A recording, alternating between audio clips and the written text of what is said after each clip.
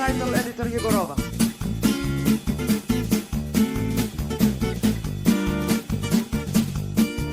Hello, my dears. Do you see this pie? This is not just a pie. This is a pie with fish.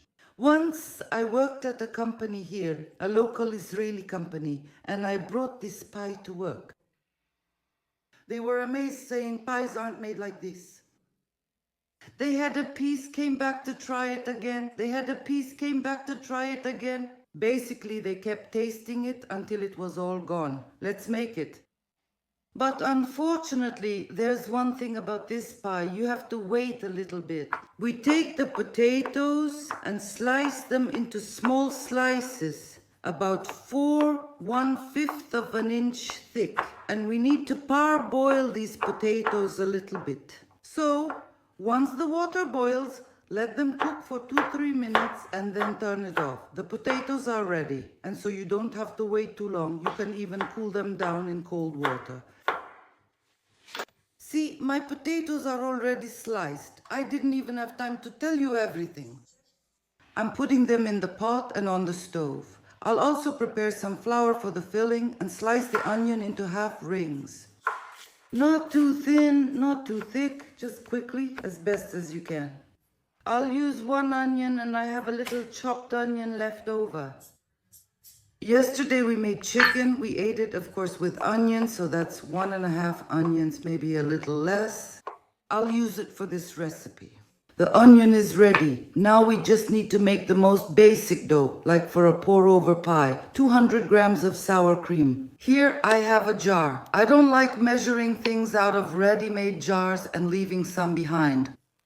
This jar is now empty. 200 grams of mayonnaise.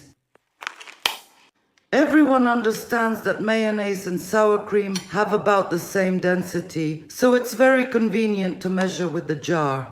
So, 200 grams of sour cream, 200 grams of mayonnaise, 2 eggs. We quickly and simply whisk everything together. 200 grams of mayonnaise, 200 grams of sour cream, 2 eggs, and 200 grams of flour. I know for sure that my heaping orphan spoon is 100 grams, so 2 spoons. A packet of baking powder, 10 grams, half a teaspoon of salt, and a teaspoon of granulated sugar. We mixed everything together. The dough is ready. This is the kind of dough you get, more or less liquid. Well, this is an absolutely normal consistency. But I promised you a fish pie, and here is the very fish, the cheapest one you can find in the store. Here we have this kind of fillet for sale. In this case, I have amnou fillet. Let's open it up. This time, my fillet doesn't even have skin. Take a look, see?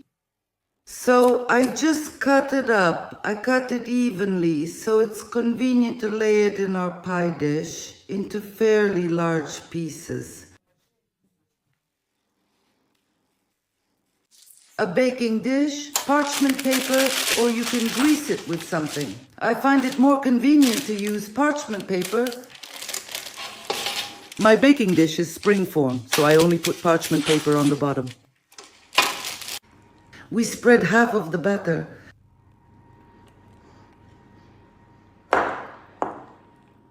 We spread it evenly in the pan.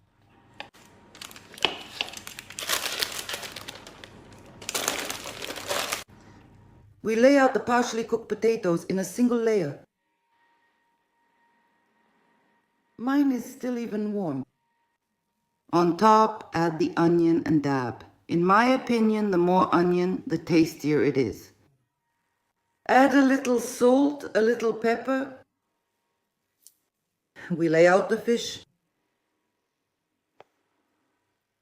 Yes, yes, believe your eyes, the fish is raw. I just thawed it and sliced it. A little salt and pepper again. You can use some seasoning for fish if you want. It's absolutely allowed. We spread out the remaining dough. As usual, I don't have much dough left for the top, so I'll cover it up with some sesame seeds. Minimal mess. Mayonnaise goes back in the fridge. Bake the pie at 180 degrees for 30 minutes. Look at this beauty I just took out of the oven. It just needs to cool down a bit and then we'll cut it. The pie is ready, we just need to slice it. And of course, show you what's inside. And taste it.